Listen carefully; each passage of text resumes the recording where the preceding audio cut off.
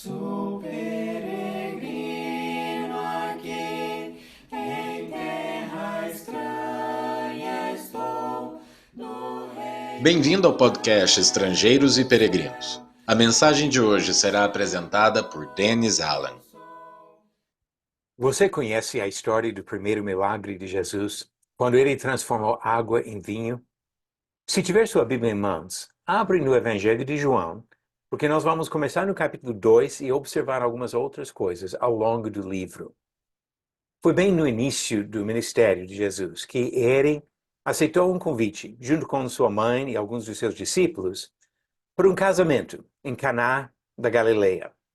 O registro em João 2 não revela os nomes dos noivos ou outros detalhes, pois o foco aqui está no poder de Jesus. Foi nesse casamento que Jesus realizou seu primeiro milagre, transformando água em vinho. Lendo os primeiros versículos de João 2, observamos que a conversa de Jesus com sua mãe deixa transparecer aparente frustração dele, indicando que ela teria se precipitado em pedir para ele resolver o problema da família no casamento. As palavras de Jesus, porém, nos orientam em nosso entendimento da sua missão. Ele disse: ainda não é chegada a minha hora. João 2, versículo 4. Essas palavras podem ser um pouco enigmáticas no contexto, mas ganham sentido ao longo do livro de João. Percebemos que Jesus, desde o início do seu ministério, estava ciente do seu propósito e até de um cronograma para cumprir sua missão. Vamos traçar esse conceito no resto do livro de João. Vamos agora para o capítulo 7.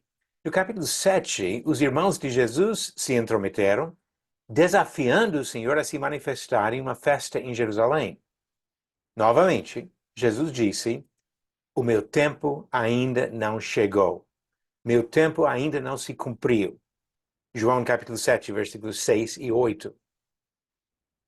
Essa expressão sobre o tempo dele não aparece no capítulo 6, mas naquele capítulo, Jesus fez um discurso duro, mostrando que ele não ia ceder à vontade popular para se tornar rei sem passar pela cruz. Muitas pessoas abandonaram por causa desta mensagem, mas Jesus continuou firme no seu propósito.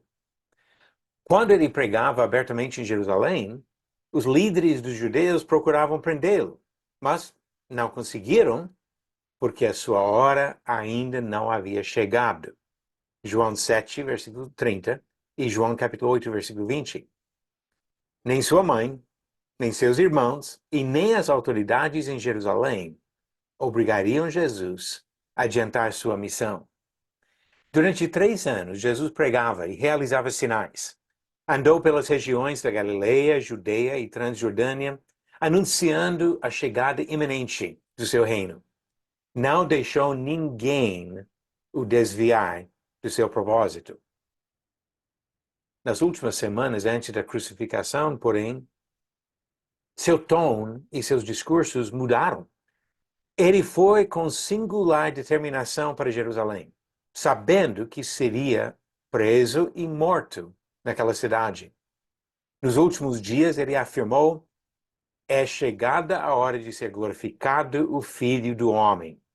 João 12, versículo 23.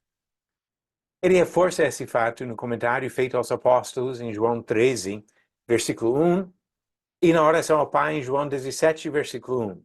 Ele sabia que a morte dele estava iminente. Jesus não foi tomado de surpresa. Os homens não frustraram seus planos. Conforme já determinado por Deus, e Pedro comenta sobre isso em Atos 2, 23, ele controlou quando, onde e como ele seria sacrificado como o Cordeiro de Deus que tira o pecado do mundo. Jesus, sendo Deus, agiu do começo ao fim da sua missão com perfeito controle do seu trabalho e do seu propósito. E nós devemos ter a mesma determinação de fazer a vontade do Pai, para que Ele possa cumprir em nós a sua missão e que possamos continuar caminhando para a eternidade da presença do nosso Senhor. Obrigado por nos acompanhar nessa jornada pelas Escrituras. Volte amanhã para ouvir mais uma mensagem do podcast Estrangeiros e Peregrinos.